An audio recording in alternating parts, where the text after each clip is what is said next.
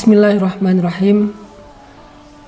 Allah Subhanahu wa taala berfirman, "Wa ma umiru illa liya'budullaha mukhlishina lahuddin." Tidaklah mereka diperintahkan kecuali untuk beribadah kepada Allah dalam keadaan ikhlas dan hanya semata-mata untuk agama Allah. Di dalam sebuah hadis yang sangat terkenal, Rasulullah SAW bersabda, "Innamal a'malu binniyat wa innama likulli imri'in ma nawa." Sesungguhnya semua amal itu, semua perbuatan, semua ibadah tergantung kepada niat. Dan sesungguhnya seseorang diberikan balasan sesuai dengan apa yang dia niatkan.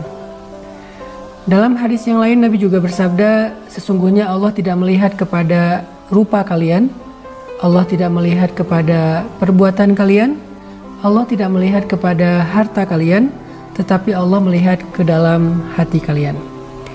Ayat-ayat dan hadis-hadis yang barusan kita dengarkan ini semuanya menjelaskan kepada kita tentang pentingnya ikhlas dalam beramal.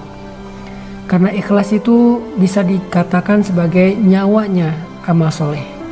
Amal soleh yang tidak dibarengi dengan keikhlasan seperti jasad tanpa nyawa, maka dia disebut sebagai mayit, orang yang mati. Dan orang yang mati, mayit ini tidak bermanfaat, tidak bisa memberikan manfaat, tidak juga memberikan mudarat, tidak bernilai. Bangkai tidak bernilai. Sesuatu bernilai ketika ada ruhnya, ada nyawanya. Begitu juga dengan teknologi. Kita memiliki perangkat yang bagus, tetapi kalau tidak ada softwarenya, tidak ada datanya, maka tidak bernilai. Masihkah kita ingat ketika misalnya kita mengalami musibah, handphone kita rusak, laptop kita rusak.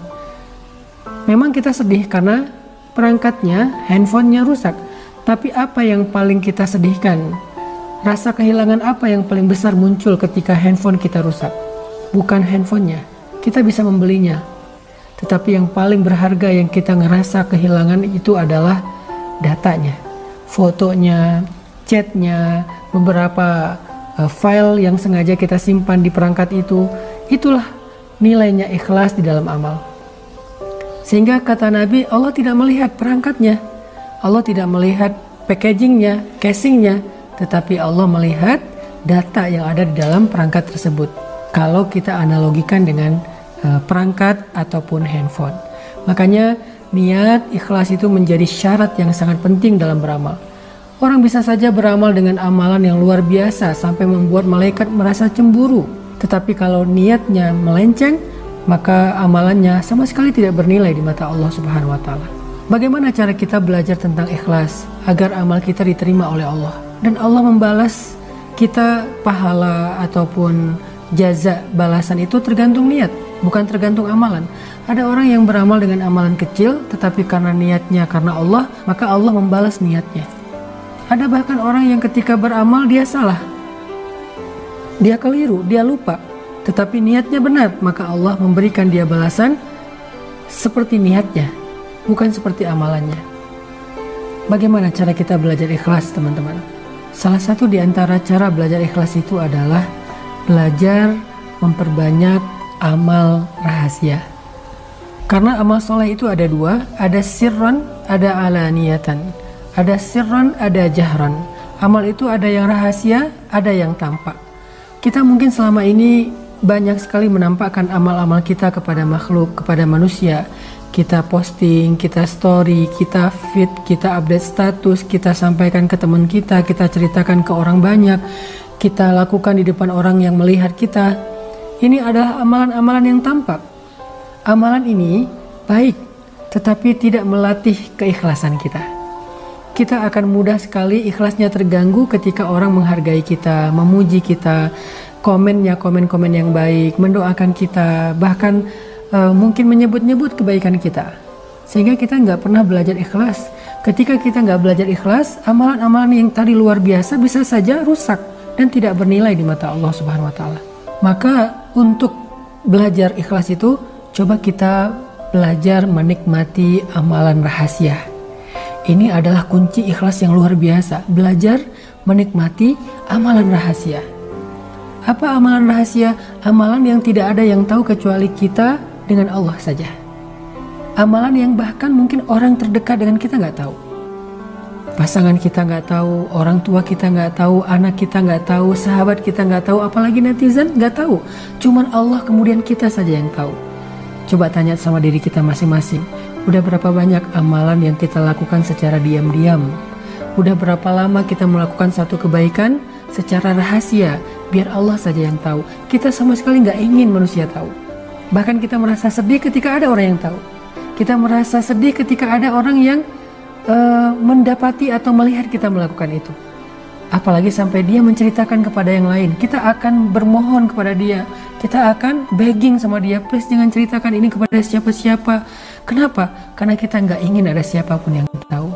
Disitulah kita belajar ikhlas. Tanyakan kepada diri kita, berapa banyak amalan yang kita lakukan secara diam-diam? Berapa banyak? Berapa lama? Disitulah kita belajar ikhlas. Kalau kita udah biasa menikmati amalan yang hanya kita tujukan di hadapan Allah, amalan zikir, sholat, tilawah, sedekah, kita lakukan secara dawam dalam waktu yang lama, dan kita tetap menjaga kerahasiaannya daripada manusia, insya Allah kita termasuk orang yang mukhlisina lahuddin. Orang yang seperti ini gak mudah digoda oleh syaitan. Makanya syaitan mengatakan, illa ibadakal mukhlasin, kecuali hambamu yang ikhlas. Itu sulit sekali itu digoda oleh syaitan. Dia susah digoda untuk ria, sombong, besar kepala, bangga diri, sum'ah. Gak bisa. Kenapa? Karena amalannya rahasia antara dia dengan Allah saja.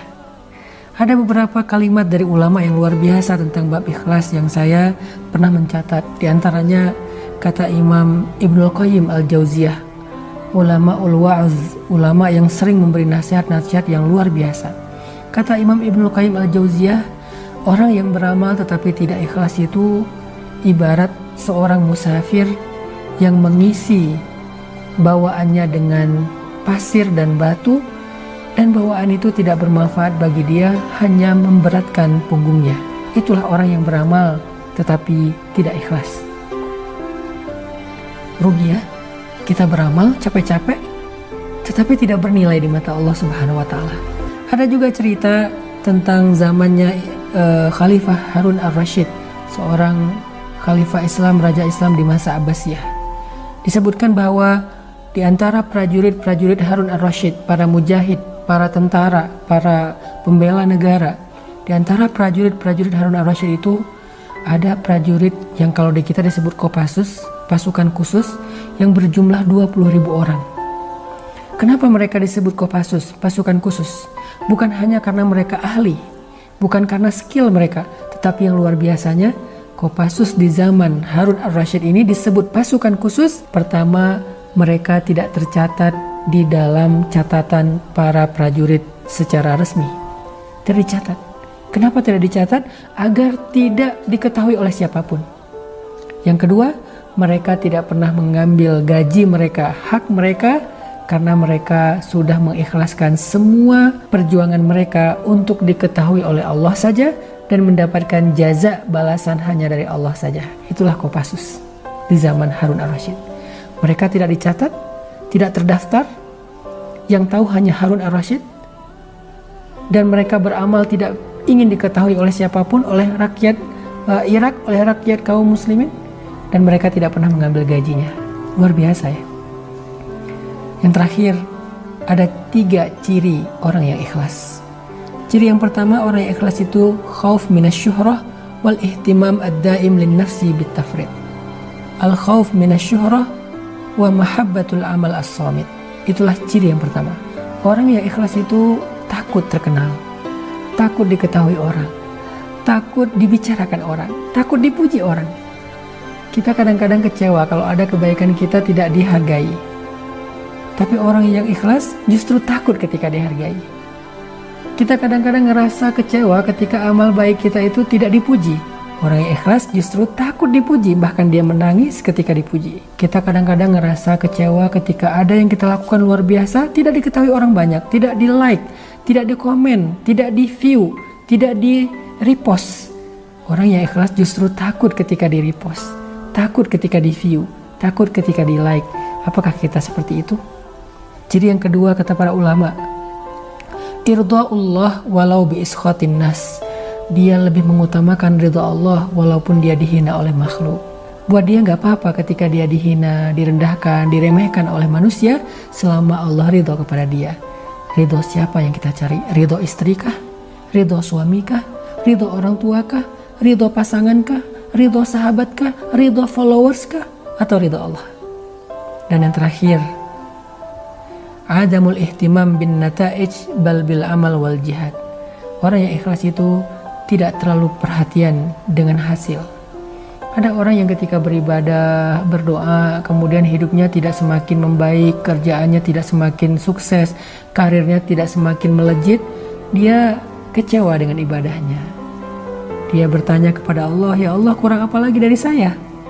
Seolah-olah Allah itu tidak menghargai kebaikan dia, ibadah dia. Ini bukan orang yang ikhlas. Orang yang ikhlas, dia beribadah kepada Allah, dia mengharapkan kebaikan di sisi Allah, tetapi hasil yang dia dapatkan dalam kehidupan dunianya tidak akan mempengaruhi semangat ibadahnya. Mudah-mudahan kita termasuk orang yang ikhlas di bulan Ramadan dalam semua amal-amal soleh kita. Ingat, catat, belajar ikhlas salah satunya adalah dengan menikmati ibadah rahasia.